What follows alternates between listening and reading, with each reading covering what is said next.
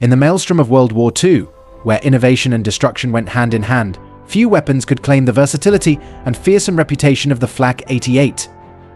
Originally conceived as an anti-aircraft gun, this German-engineered marvel quickly earned its place in history as the ultimate anti-everything weapon, equally lethal against tanks, infantry and aircraft alike.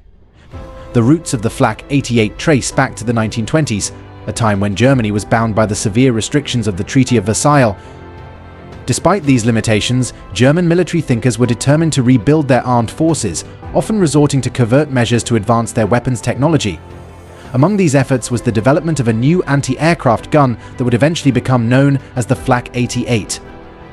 The weapon was designed by the Krupp Company, a name synonymous with German industrial might.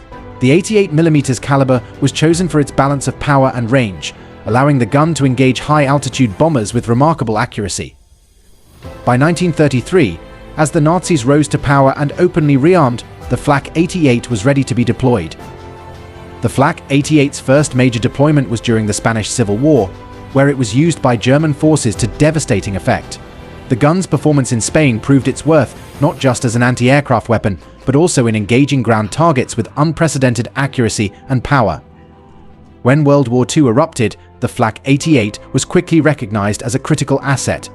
In the early campaigns, such as the Blitzkrieg in France and the invasion of Poland, the Flak 88 was deployed in large numbers, providing both air defense and direct fire support against enemy tanks and fortifications. One of the most famous uses of the Flak 88 was in the North African campaign, where it became a key component of the Afrika Korps under General Erwin Rommel. The open desert terrain allowed the Flak 88 to engage British and American tanks at long range, often destroying them before they could even get within firing distance. As the war dragged on, the Flak 88 was continually adapted to meet new challenges. Crews became adept at using the gun in a variety of roles, from destroying enemy bunkers to ambushing armored columns. Its adaptability and the ingenuity of its crews made the Flak 88 a symbol of German battlefield innovation. The strategic impact of the Flak 88 cannot be overstated. It was not merely a defensive tool, it was an offensive weapon that gave German forces a significant advantage. The psychological effect on Allied troops was profound, knowing that they could be engaged by a weapon that seemed capable of destroying anything it targeted. Despite its effectiveness, the Flak 88 was not invincible.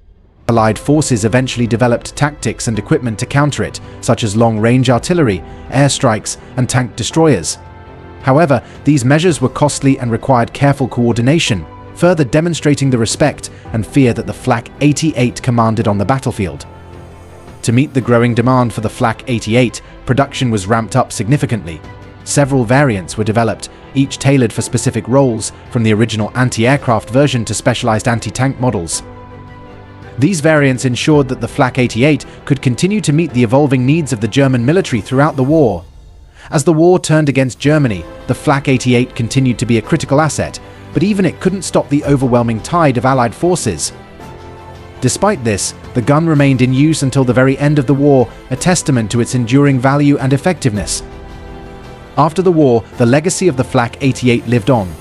It influenced the design of post-war artillery and anti-tank guns, with many nations studying its effectiveness and incorporating its principles into their own weapons development.